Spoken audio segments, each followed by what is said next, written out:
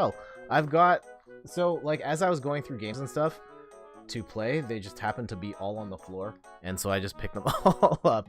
And so we're gonna talk about some games here. This is my brother's copy of Pokemon Stadium.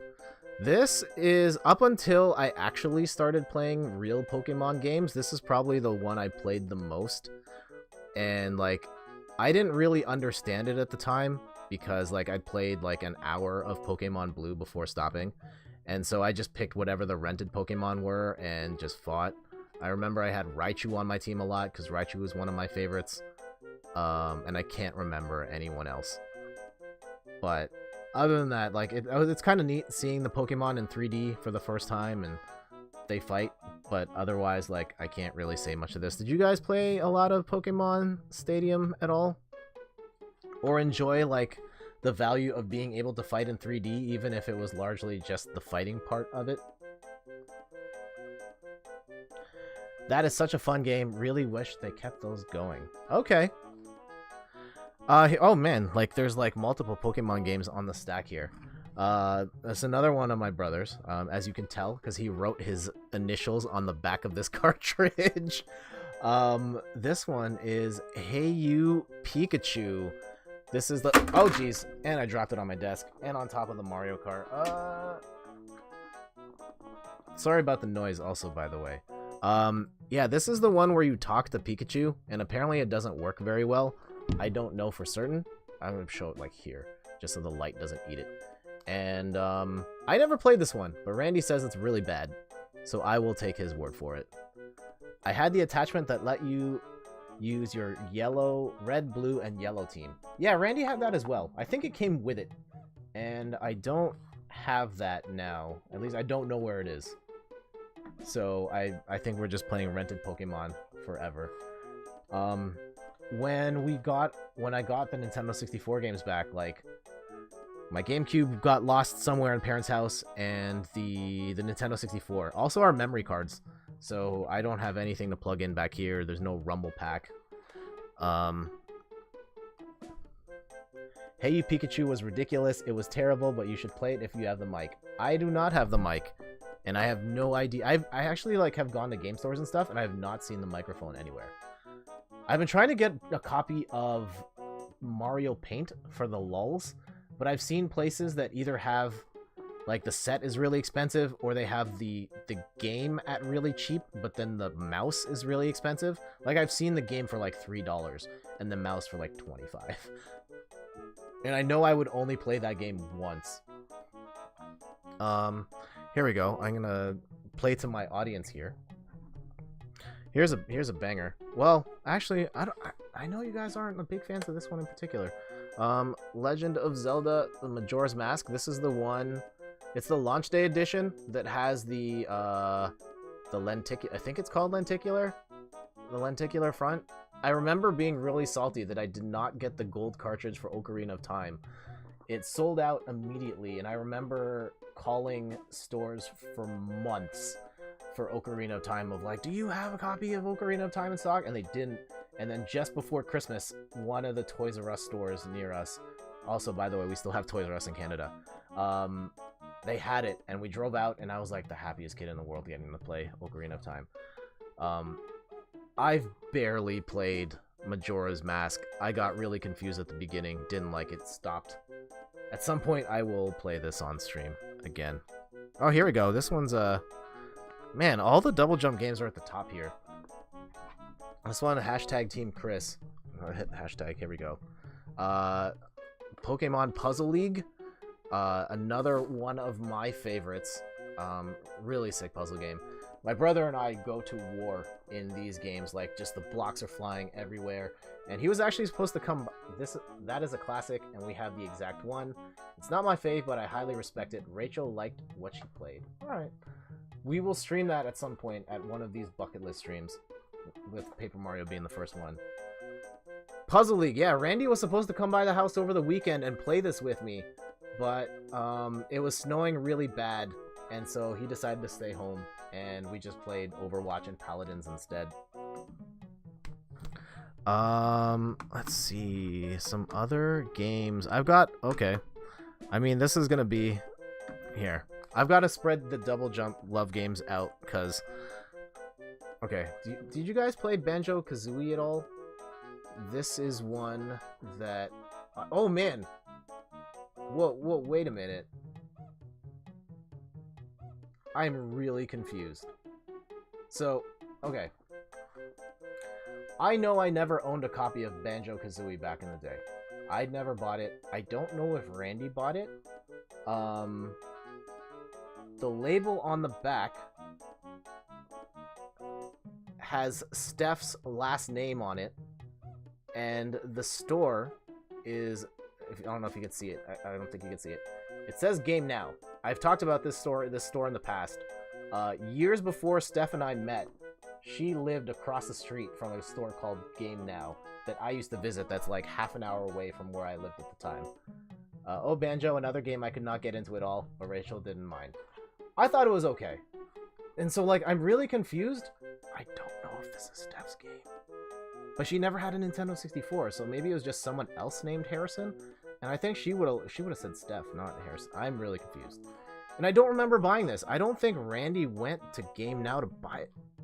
Did I buy this? I don't know. I'm confused. Alright. This one, that was weird. What a small world. Yeah, like 5 years before Steph and I met, I was visiting a video game store like across the street from her house. One of my favorite games growing up, GoldenEye 007, of course, based on the James Bond movie, split screen, shooting your friends. Randy and I would go to my friend Gandhi's house and his brother Omar, and we just played this game all the time. At one point we had I remember him making a cardboard divider for the TV so that everyone had their own screen, and you had to prop up the TV in a way, and then everyone was like, one person was standing up this way, one person was standing on the other side. Never had that, but it is a cult classic. Oh, it was bigger than a cult classic. This game is like one of the definitive Nintendo 64 games that people love. That said, I think it's aged really poorly. Don't tell anyone I said that. I still love this game, but it's not very good now. At some point, I'm going to stream it though, nonetheless. What I think is the much better game, quasi-successor, Perfect Dark. This one, I think, is better than GoldenEye in every single way. And I'm glad there's a version of this you can play on the Xbox One now. I think it had better weapons, better multiplayer, more weapons. You could play with enemy bots. You could play the whole campaign in co-op. It had a better story. More people should have played Perfect Dark back in the day. Just saying. What else do we have? Oh, here we go. I'm gonna knock these all out in one shot. I know that you two love these ones a lot. We've got the Mario Party trilogy. Mario Party 1 that destroys palms everywhere. I still remember, yeah, spinning the stick and then getting all the...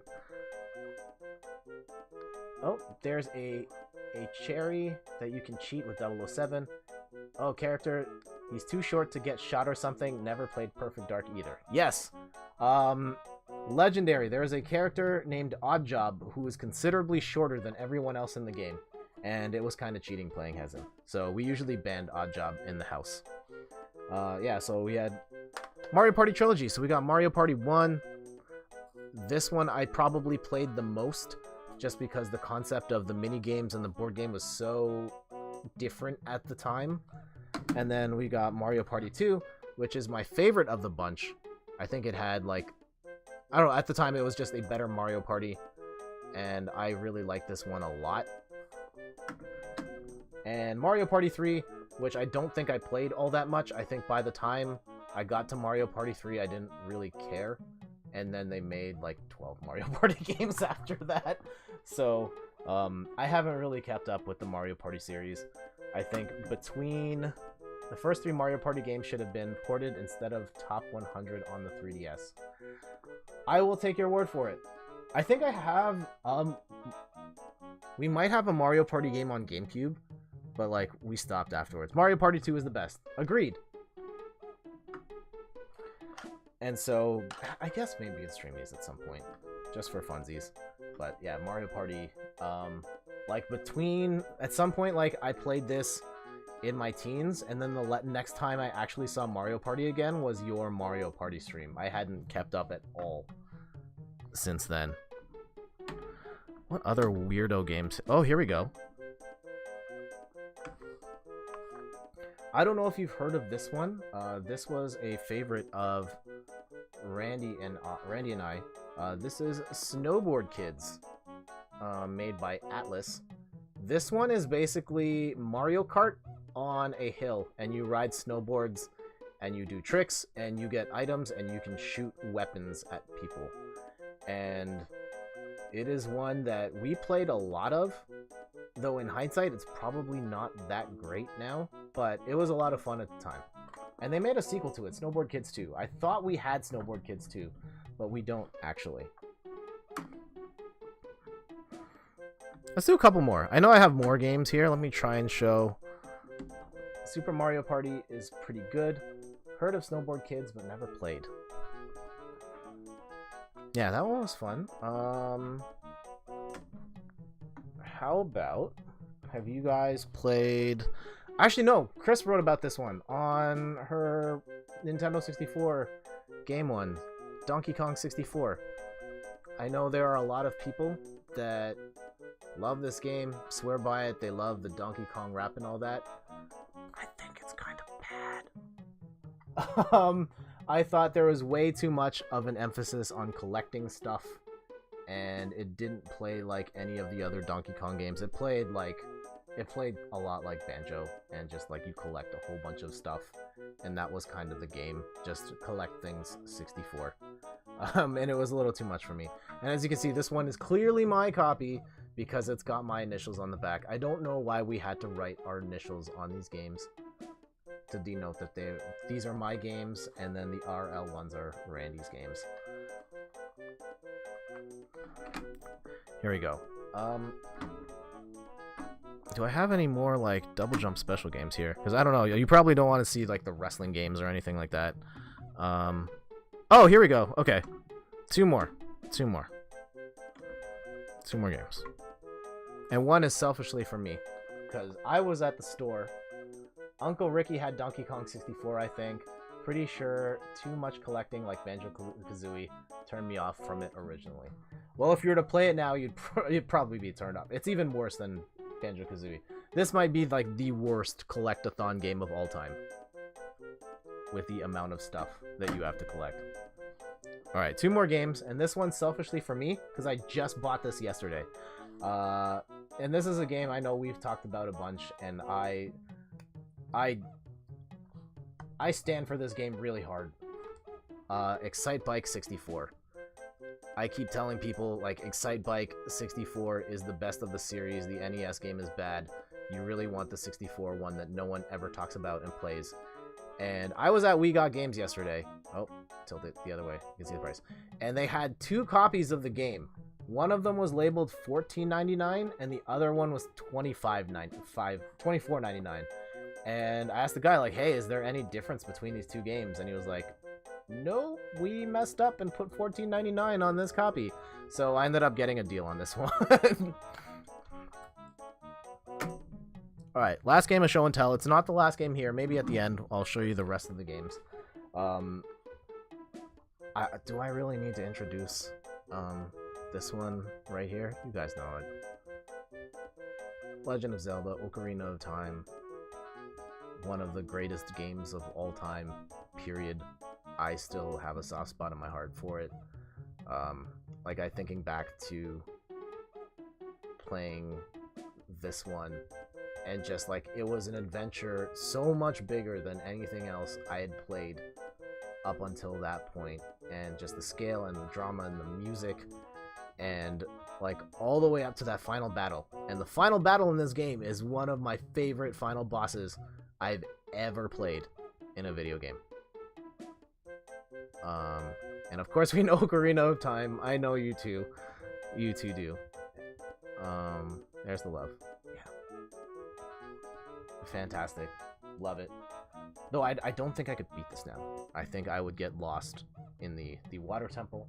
And I actually got the remake on 3DS, and I couldn't get through the second dungeon. I think it was the fire one, and there was something you had to do without getting set on fire, and I just got super frustrated and was like, you know what, I can't do this.